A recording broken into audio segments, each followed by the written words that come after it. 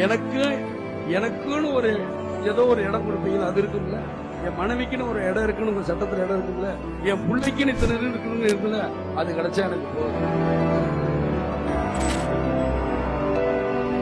பொதுமக்களோட 50 ஆண்டு கோரிக்கையை நிறைவேற்றி ஒரு பலமான பாலத்தை கட்டி மக்களோட மனசுல வாழ்ந்துட்டு இருக்கிற கேப்டனோட நினைவஞ்சலிய செலுத்துற விதமா இங்க ஒரு ஓவிய ஆசிரியர் பண்ணிருக்கிற செயல் அனைவரையுமே நிகழ வச்சிருக்குது.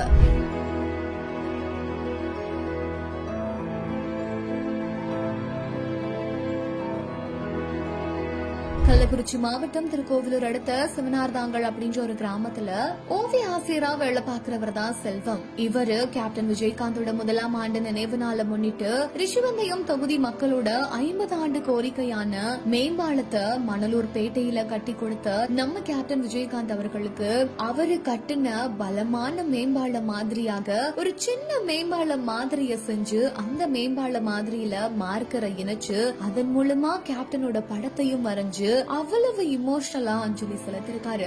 இந்த ஒரு வீடியோ தான் இப்போ இணையத்துல வெளியாகி கேப்டனோட நினைவு நாளான இன்னைக்கு சோசியல் மீடியால வைரல் ஆகிட்டு வருது.